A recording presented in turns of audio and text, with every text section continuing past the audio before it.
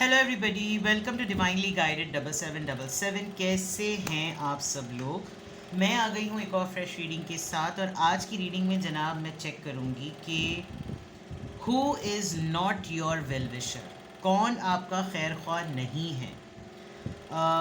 इस रीडिंग को करने का मकसद ये नहीं है कि आप अपनी एक हेट लिस्ट रेडी कर लें। इस रीडिंग को करने का पर्पज़ ये होता है कि आपको गाइडेंस मिले कि आप जिन लोगों के साथ उठ बैठ रहे हैं उनमें वो कौन से पर्सनालिटी ट्रेट्स हैं, या वो ऐसे कौन से लोग हैं जिनके साथ आपको ये एक्सपेक्ट नहीं करना कि ये मेरे खैर ख्वाह हैं और मैं इन पर रिलाई कर सकता हूँ। तो मैं, हो सकता है आपके आस्तीन के सांप वाली कैटेगरी काफ़ी लंबी हो, बड़ी फ़हरिस्त आपकी लंबी हो, और आप एक्सपेक्टेशंस अपनी हाई रखते हो और आपको लगता हो कि यार ये तो मैंने तो इन पे बड़ा भरोसा किया था। तो उस सिलसिले में ये रीडिंग है कि कौन आपका वेल विशर नहीं है। इससे होगा क्या कि मैं बिल्कुल पिन पॉइंट करके तो नहीं बता सकती कि फ़लाना ढमकाना और जनाना या मर्दाना जो है ये आपका वेल विशर नहीं है, लेकिन जो पर्सनालिटी ट्रेट, साइन, सिंबल्स और सिंक्रोनिसिटीज़ आएंगी उससे ये पता चलेगा कि ओके, ये लोग तो मेरी सराउंडिंग में मौजूद हैं और मुझे इन लोगों से मोहतात होने की ज़रूरत है, केयरफुल होने की ज़रूरत है, because they are not my well wisher. ये मेरे खैर ख्वाह नहीं हैं। आपके सामने बड़े ऐसे बनते होंगे कि आपका, अगर आपकी उंगली कट जाए तो ये अपना हाथ कटवा दें, लेकिन हो सकता है मौके पर ऐसा होता कि अगर आपकी उंगली कटती होगी तो काटने वाले से कहते होंगे अरे आपने सिर्फ उंगली काटी, आप इनका हाथ भी काट दें।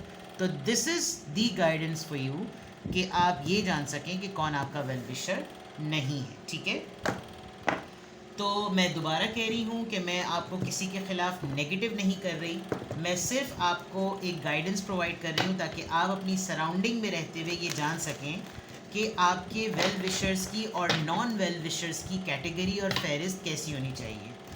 तो धोखा खाने से ही अकल आती है, बादाम खाने से कुछ नहीं होता, कोलेस्ट्रॉल बढ़ता है। तो ये वाली बात है, but it's a guided reading, तो इसको एंड तक देखिएगा।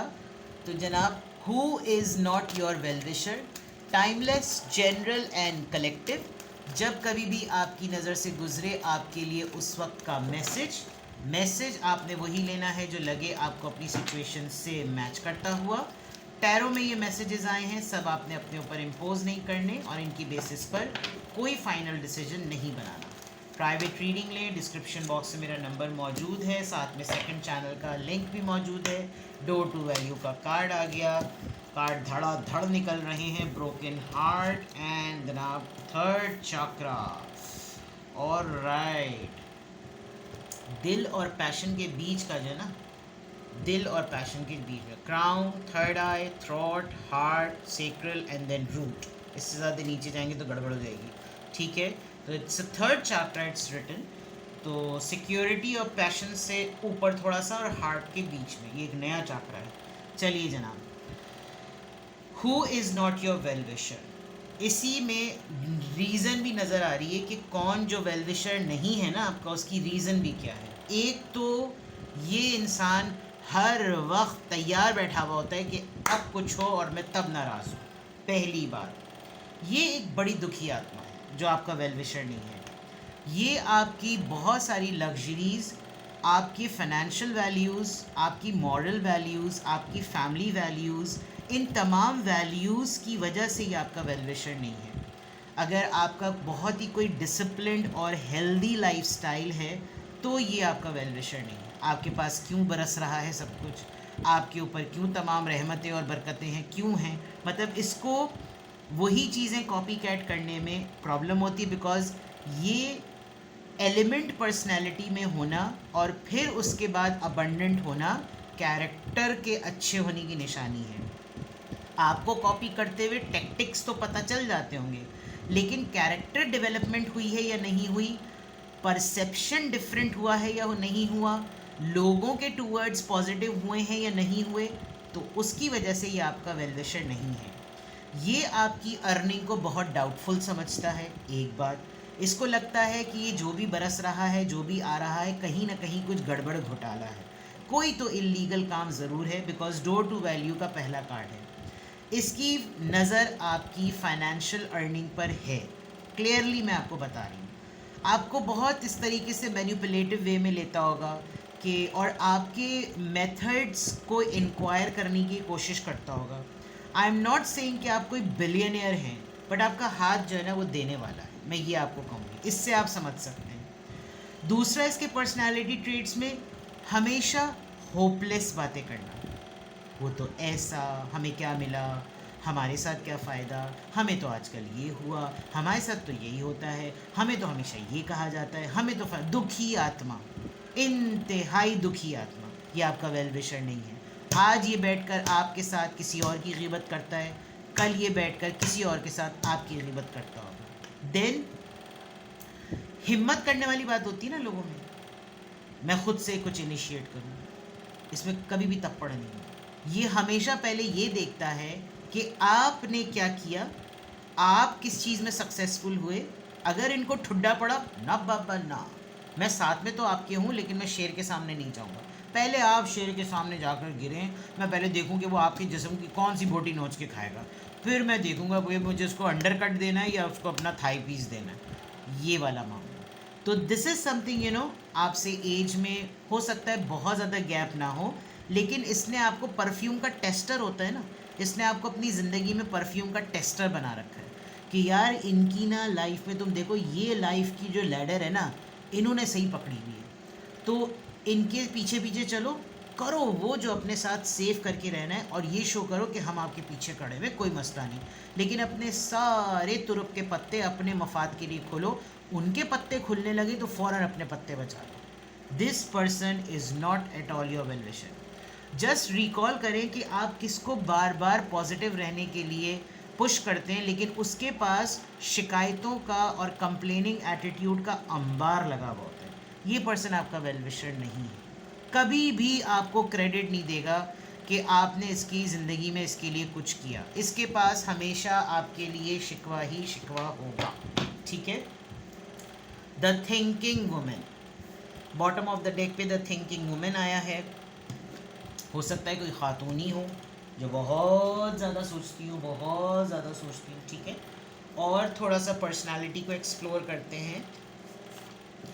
Who is not your well विशर, इसको आपने समझना इस तरह से है कि जो मैं प्रैक्टिकलिटीज़ के साइंस बता रही हूँ वो आपने नोट करके रखने हैं, और फिर आपने अपने माइंड में दिमाग लड़ाएं आप अपना कि हाँ, इस तरह का कौन पर्सन मेरी लाइफ में है जो है तो मेरे साथ, लेकिन वो मेरा वेल विशर नहीं है।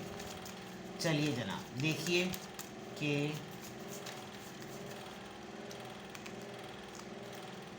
डिसिपेटिंग, देख लीजिए।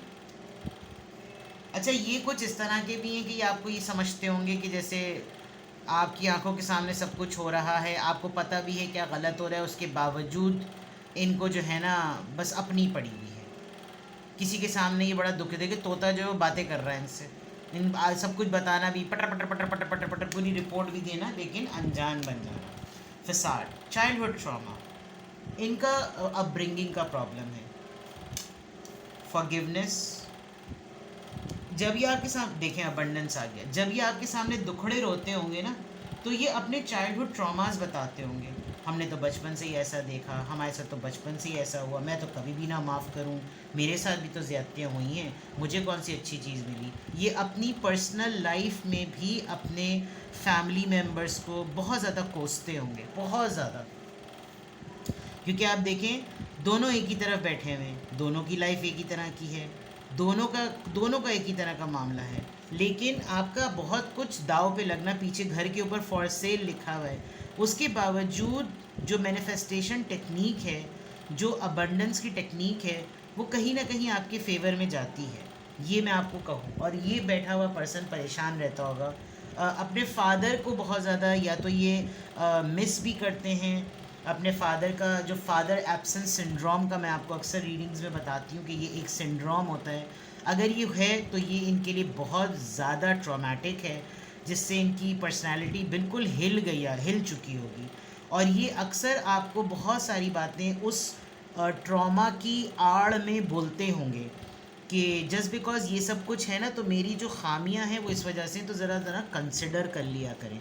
But again I must say कि ये एक सिंपैथी लेने का तरीका हो सकता है, but this person is not at all your well विशर। Despondence, broken family. देखिए इस औरत की कितनी बुरी तरह से धजा बनी हुई है, और ये एक बच्ची जो है वो उसको देख भी रही है कि उजड़ा चमन सर झाड़ मुँह पहाड़, कोई अपना ख्याल ना रखना।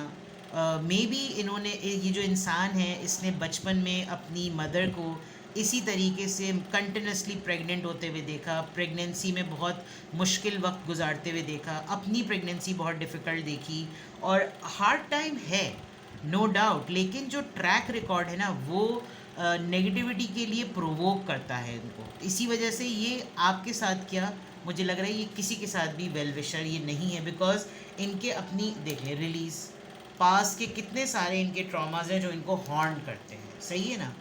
तो दिस इज़ समथिंग, ये इसके पर्सनालिटी ट्रेट्स नज़र आ रहे हैं। अब मैं लिटरली टैरो से चेक करती हूँ कि who is not your well wisher, और फिर क्यों।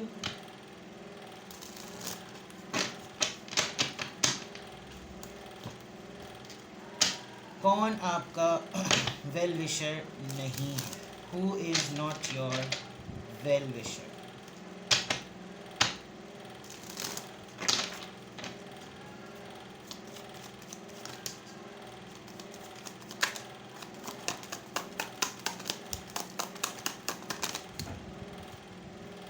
बहुत सारे कार्ड्स आ गए।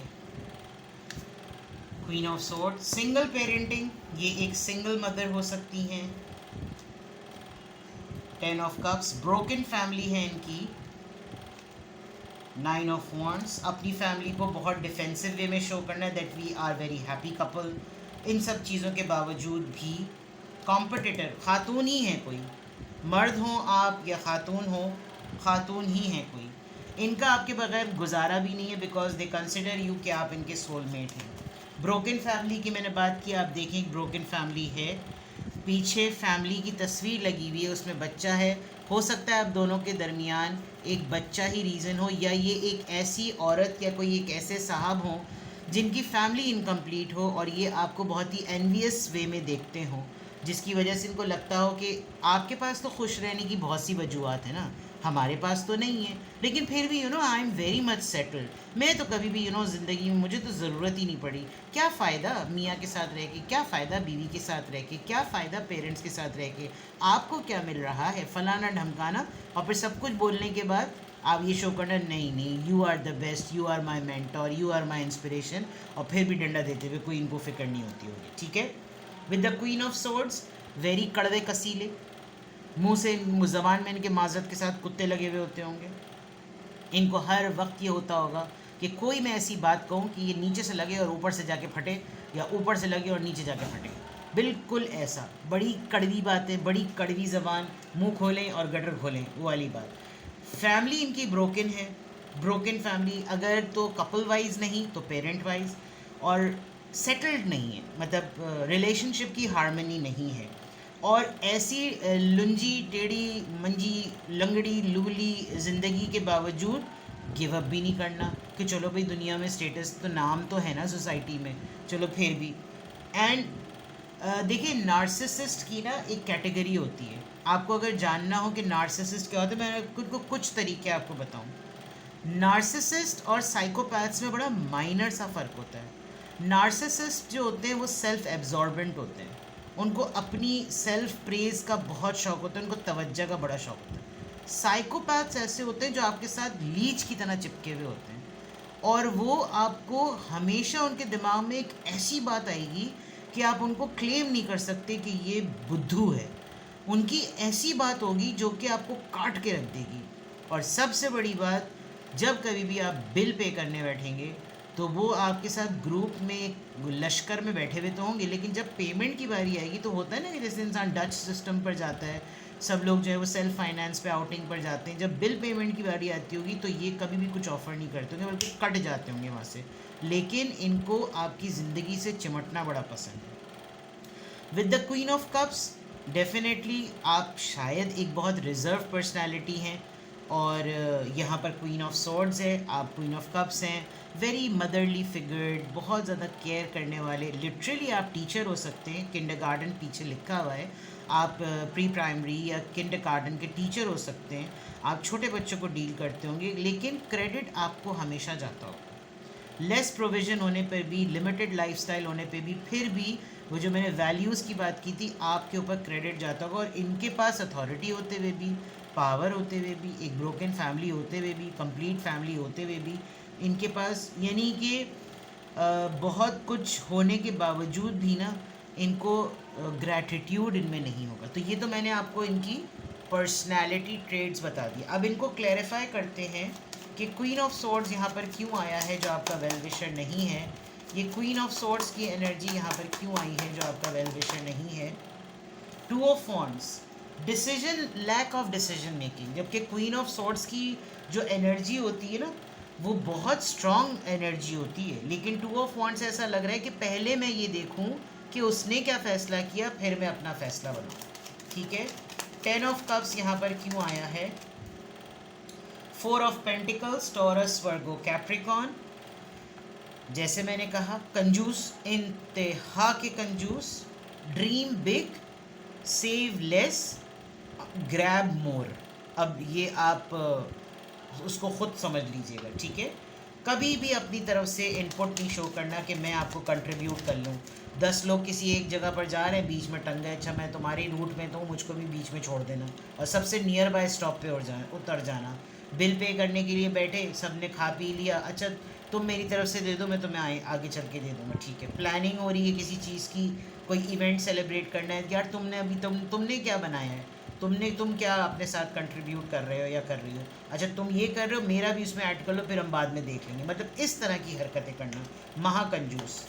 नाइन ऑफ वॉन्ड्स यहाँ पर क्यों आया है, सेवन ऑफ वॉन्ड्स, अपने आप को पहले बचाओ, सबसे पहले अपना डिफेंस करो, जैसे मैंने गीबत वाली बात कही थी, तो सबसे पहले। और पब्लिक में भी आपका नाम ले लेना कि आप उनसे बात करें, उनसे पूछें, उनको पता होगा, मैं तो वही कर रहा हूँ जो मुझे करना चाहिए, मैंने तो देखे वही किया, उनको फॉलो किया है। अगर कोई कन्फ्यूजन है तो आप उनसे बात करें, हर तरफ पब्लिकली यही बात बोलना। नाइट ऑफ पेंटिकल्स यहाँ पर क्यों आया है, नाइट ऑफ पेंटिकल्स यहाँ पर क्यों आया है, नाइट ऑफ सॉर्ड्स, एक तो कंजूस, स्लो, ऊपर से इम्पल्सिव, इनका बात करने का अंदाज़ बहुत बुरा होगा, ये बहुत ही ज़बान के तुर्श, तल्ख और बदतमीज़ होंगे, बदतमीज़ इंसान।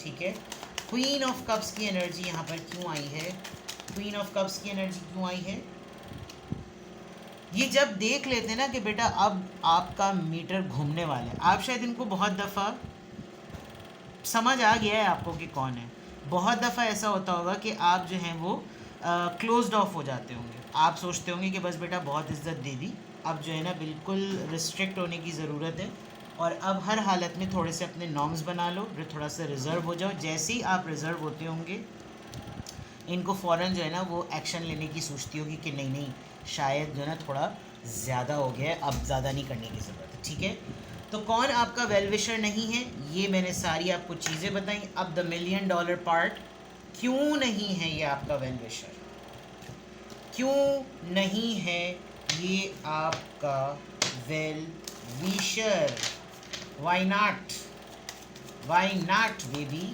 क्यों नहीं है ये आपका वेल विशर। जजमेंट, सारी दुनिया के मामलात इनको लगता है इनके साथ कायनात की दुश्मनी है।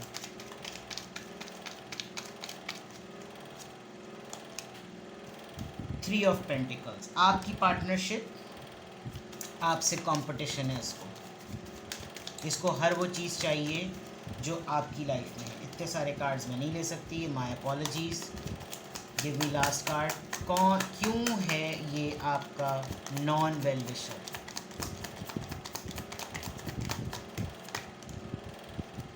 Ten of pentacles, family values, इसको आपकी फैमिली से, आपकी फैमिली वैल्यूज़ से, आपकी फैमिली के ट्रेंड से, ट्रेडिशन से, कल्चर से, सेटिंग से इसको प्रॉब्लम है।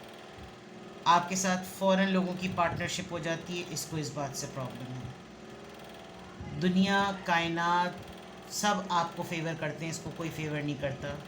ये आपके साथ लगकर लीच की तरह सारी ज़िंदगी चिमटा रहेगा। ये आपका वेल विशर इसलिए नहीं है कि इसको लगता है कि आप, एक तो ये ऑब्सेसिव है, पजेसिव है, और इसको बहुत सारी चीज़ों में लगता है कि मुझे इनकी हर चीज़ को ऑप्ट करना चाहिए बिकॉज सक्सेस इनको मिलती, मुझको नहीं मिलती। तो मैं इनके हर तरीके को अपनाऊं ताकि वो सारी चीज़ें मेरे पास भी आएँ। मैंने पहले ही बता दिया कि dream big, earn less, spend less and grab more. बस इसके अलावा कोई और रीज़न ही नहीं। ठीक है, तो who is not your well wisher? This person. And why? ये रीजंस। ठीक है, अपना बेहद ख्याल रखिएगा। Bye bye.